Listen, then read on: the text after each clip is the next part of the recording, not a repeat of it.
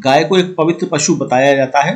कई हिंदुओं के लिए गाय मां का दर्जा रखती है और हिंदू राष्ट्रवादी राजनीति ने समाज के ध्रुवीकरण के लिए इस आस्था का भरपूर इस्तेमाल किया है। हिंदुत्ववादी विचारकों ने हिंदुत्व शब्द को मात्र हिंदू धर्म नहीं बल्कि समग्र हिंदुत्वता का प्रतिनिधित्व करने वाला शब्द बताया और आरएसएस ने इसी आधार पर अपनी राजनीति और हिंदू राष्ट्र के अपने लक्ष्य को निर्धारित किया और वे लगभग पिछले 100 सालों से इस लक्ष्य की प्राप्ति के लिए लगातार प्रयासरत है। पिछले 3 दशकों में आरएसएस की राजनीति की जड़ें बहुत मजबूत हुई हैं क्योंकि उसके द्वारा उठाए जाने वाले भावनात्मक मुद्दे देश के राजनीतिक परिदृश्य पर हावी हैं। गाय का मुद्दा एक बार फिर सुर्खियों में है। भाजपा के नेतृत्व वाले महाराष्ट्र के सत्ताधारी गठबंधन ने गाय, मगर केवल देसी गाय को राज्य माता गौमाता घोषित किया है।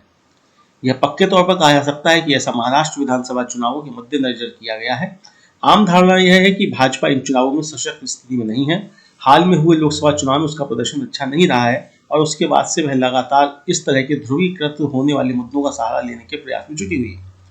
संयोग से लगभग इसी समय कर्नाटक के एक मंत्री ने बयान दिया है कि हिंदू राष्ट्रवादी विचारधारा के पितृपुरुष सावरकर गौवध के खिलाफ नहीं थे और वे गाय को पवित्र नहीं बल्कि एक अत्यंत उपयोगी पशु मानते थे। गांधी जयंती के अवसर पर बेंगलुरु में आयोजित एक कार्यक्रम में मंत्री दिनेश गुंडू राव ने दावा किया कि सावरकर न केवल मांसाहारी थे और बीफ का सेवन करते थे बल्कि इसका सार्वजनिक प्रचार भी करते थे।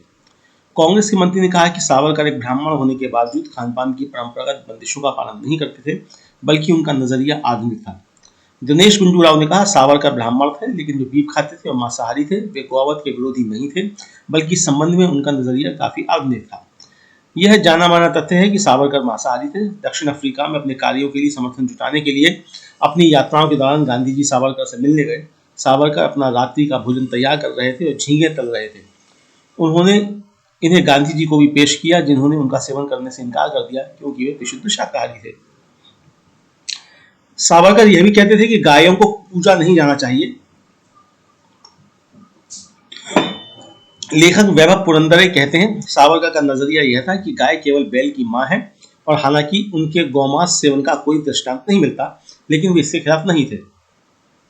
Savarkar the true story of the father of Hindutva पुस्तक के लेखक पुरंदरे ने बंगलौर लिटरेचर फेस्टिवल में कहा कि गौरक्षा के मुद्दे पर सावरकर असमंजस में फंसे हुए थे क्योंकि उनका विचार था कि यदि हिंदुओं को आहत करने के लिए जानबूझकर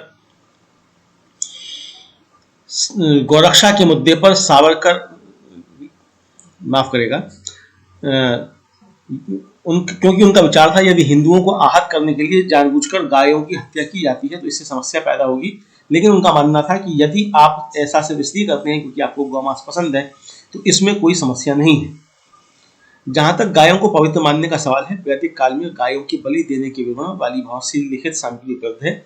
स्वामी विवेकानंद ने अपने लेखक में कई जगह जिक्र किया है कि पवित्र अनुष्ठानों के दौरान गाय की बलि चढ़ाई जाती थी और गौमांस का सेवन भी वर्जित नहीं था।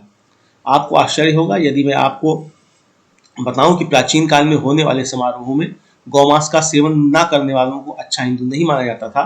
कई अवसरों पर बैल की बलि चढ़ाना और उसके मांस का सेवन अनिवार्य होता था। ये विवेकानंद का शेक्सपियर क्लब पैसाडेना, कैलिफोर्निया, अमेरिका में दिया गया भाषण का अंश था। The complete works of Swami Vivekananda, खंड 3, कलकत्ता, अद्वैता आश्रम, 1997, पृष्ठ 536 पर उद्धृत है।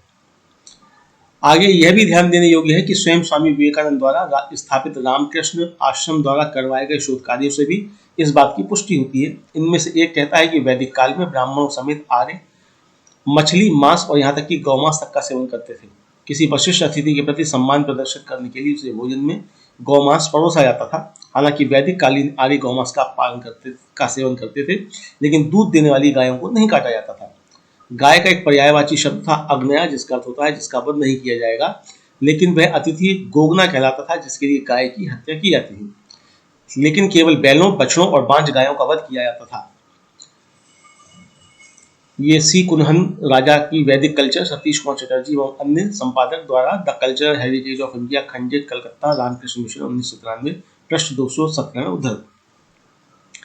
अंबेडकर द्वारा किए गए अध्ययनों से भी इसकी पुष्टि होती है। प्राचीन काल में इतिहासवेत्ता प्रोफेसर डी.एन. झा उनके विद्वत्तापूर्ण अध्ययन मिथ ऑफ होलिकाओं में बताते हैं कि अथो अन्नम विया गौ, गाय भोजन है, जैसे छंद वेदों में मौजूद है। बौद्ध धर्म ब्राह्मणवाद के बीच हुए टकराव के बाद में गाय को माता और पवित्र का दर्जा दिया गया। यह ब्राह्मणवाद के पुनरुत्थान और बौद्ध धर्म पर किए जा रहे हमलों का हिस्सा था। उस समय भारत में बौद्ध धर्म का सफाया किया जा रहा था। बाद में स्वाधीनता संघर्ष के दौरान जब हिंदू और मुसलमान सांप्रदायिक राजनीति ने जोर पकड़ा, तब गाय और सूअर का इस्तेमाल दोनों ताकतों ने अपनी अपनी स्थिति मजबूत बनाने के लिए किया। मस्जिद में सूअर का मांस या मंदिर में गौमांस फेंकने जैसी हरकतें सांप्रदायिक हिंसा भड़काने के लिए की जाने लगी, जिनसे इन विभाजक प्रवृत्तियों ने जोर पकड़ा। बाद में ऐसे मामले भी सामने आए जब हिंसा भड़काने के लिए मंदिरों में जानबूझकर गौमांस फेंका गया। गौ हत्या पर प्रतिबंध जैसे मुद्दों के जोर पकड़ने और अखलाक से लेकर जुनैद तक और अकबर खान तक की हत्या इस मुद्दे पर किए जाने से मुस्लिम समुदाय में भय बढ़ता जा रहा है। इस प्रवृत्ति से अल्पसंख्यक समुदाय को कई मुसीबतों का सामना करना पड़ रहा है। मानवतावादी हर्षवर्धन ने कारवाई मोहम्मद नामक संगठन बनाया है, जो लिंचिंग के शिकार हुए लोगों के परिवारों के जख्मों पर मरहम लगाने का काम करता है। इस तरह के मामलों में निशाने पर सिर्फ मुस्लिम होते हैं। उत्तर पूर्वी राज्यों, किरण रिजिजू ने खुद स्वीकार किया है कि वे गौमांस का सेवन करते हैं। केरल और गोवा के निवासी इस तरह के हमलों के शिकार नहीं बन रहे हैं। महाराष्ट्र सरकार ने बहुत चालाकी से केवल देसी गायों को राजमाता का दर्जा दिया है, अन्य किस्मों की गायों को नहीं। भारत से गौमांस का निर्यात साल दर साल बढ़ता जा रहा है। दिलचस्प बात यह है कि विजय त्रिवेदी की अटल बिहारी वाजपेयी पर केंद्रित पुस्तक हार नहीं मानूंगा में जिक्र है कि वाजपेयी अमेरिका में गौमांस का सेवन कर रहे थे। प्रश्न 236 पर देखें।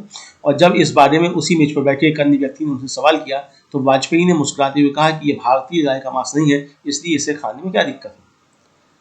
अंग्रेजी से रूपांतरण अमरीश हंदेनिया, लेखक IIT मुंबई में पढ़ाते थे और सन 2007 के नेशनल कम्युनल हार्मोनी अवार्ड से सम्मानित है। आशा है ये कार्यक्रम आपको पसंद आया होगा। इस वीडियो को ज़्यादा से ज़्यादा शेयर करें, लाइक करें और कमेंट करके बताएं आपकी राय क्या है। और अगर आपने हमारा YouTube चैनल अभी तक सब्सक्राइब नहीं किया है तो तुरंत इसको सब्सक्राइब कर लीजिए और बेल आइकन भी दबा दीजिएगा, ताकि अगली जब वीडियो अपलोड हो तो आपके पास उसका नोटिफिकेशन पहुंच सके। और अगर आपने हमारा फेसबुक पेज फॉलो नहीं किया है, फेसबुक पेज को भी फॉलो करें। धन्यवाद।